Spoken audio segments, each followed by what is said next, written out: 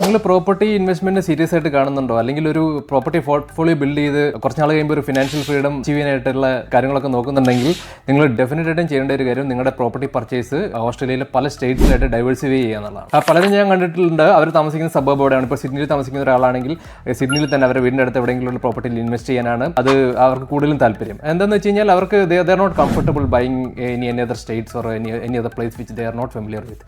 So അവർ over price ആയിട്ട് കൊടുത്തിട്ട് ഇപ്പോൾ സിഡ്നിയിൽ ഒരു പ്രോപ്പർട്ടി വാങ്ങുകയാണെങ്കിൽ മേബി ഒരു 1 മില്യൺ പൈസ കൊടുത്തിട്ടായിരിക്കും അവരെ പ്രോപ്പർട്ടി വാങ്ങുന്നത്. അപ്പോൾ ഇതിൻ്റെ ഒരു ഇഷ്യൂ എന്താണെന്ന് വെച്ചാൽ നമ്മൾ താമസിക്കുന്ന ഒരു സ്ഥലം ചിലപ്പോൾ നമ്മൾ വി ആർ കംഫർട്ടബിൾ, നമ്മുടെ വർക്ക് വൈസും നമ്മുടെ കുട്ടികളുടെ എഡ്യൂക്കേഷൻ വൈസും നമുക്ക് ആ സബർബ് കംഫർട്ടബിൾ ആയിരിക്കും. ബട്ട് നമ്മളൊരു ഡേറ്റ പോയിന്റ്സ് ഒരു ഫ്യൂച്ചർ പെർസ്പെക്റ്റീവിൽ നമ്മൾ ചിന്തിക്കുമ്പോൾ ആ പ്രോപ്പർട്ടി ഇപ്പോൾ ഒരു സാച്ചുറേറ്റഡ് സ്റ്റേജിലായിരിക്കും, അല്ലെങ്കിൽ ഒരു ഗ്രോത്ത് ഫേസിലായിരിക്കില്ല. ചിലപ്പം കുറച്ച് നാൾ കഴിയുമ്പോൾ പ്രോപ്പർട്ടിയുടെ വില ഇച്ചിരി മാറാൻ സാധ്യതയുണ്ട്. ഇതൊന്നും അറിയാതെ നമ്മൾ താമസിക്കുന്ന സ്ഥലത്ത് പോയി പ്രോപ്പർട്ടി വാങ്ങി കഴിയുമ്പോഴത്തേക്ക് നമുക്ക് അതിനൊരു ക്യാപിറ്റൽ ഗ്രോത്ത് നമുക്ക് കിട്ടാനുള്ള പോസിബിലിറ്റി വളരെ കുറവാണ്.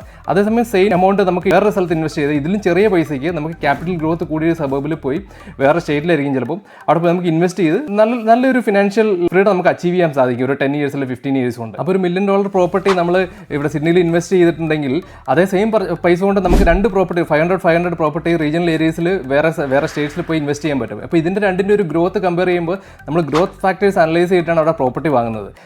നമ്മൾ താമസിക്കുന്ന സ്ഥലത്ത് പ്രോപ്പർട്ടി പർച്ചേസ് ചെയ്യുമ്പോൾ അതിൻ്റെ ഒരു ഗ്രോത്ത് ഫാക്ടർ നമ്മൾ ചെക്ക് ചെയ്യുന്നില്ല.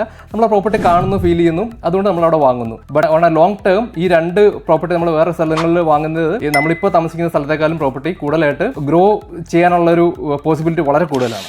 ജസ്റ്റ് ഒരു എക്സാമ്പിൾ എടുത്താൽ മതി. ഇപ്പോൾ നമ്മൾ പെർത്തിൻ്റെ കേസ് എടുക്കുകയാണെങ്കിൽ തന്നെ ഇപ്പോൾ 3-4-5 years മുന്നേ പെർത്തിൽ $400,000 നമ്മൾ ഇൻവെസ്റ്റ് ചെയ്തു. അതേസമയം സിഡ്നിയിൽ ഇപ്പോൾ $800-900 നമ്മൾ ഇൻവെസ്റ്റ് ചെയ്തിരുന്നെങ്കിലും അപ്പോൾ അതിൻ്റെ വാല്യൂ അതിന് മാത്രം മാറിയിട്ടില്ല. അപ്പോൾ പെർത്തിൽ നമ്മൾ അന്നൊരു ഗ്രോയിങ് സൈക്കിളിലാണ് നമ്മൾ അവിടെ പോയി ഇൻവെസ്റ്റ് ചെയ്തെങ്കിൽ നമുക്ക് അതിൻ്റെ ഒരു 100% ഗ്രോത്ത് ആണ് നമുക്കിപ്പം കാണാൻ സാധിക്കുന്നത്.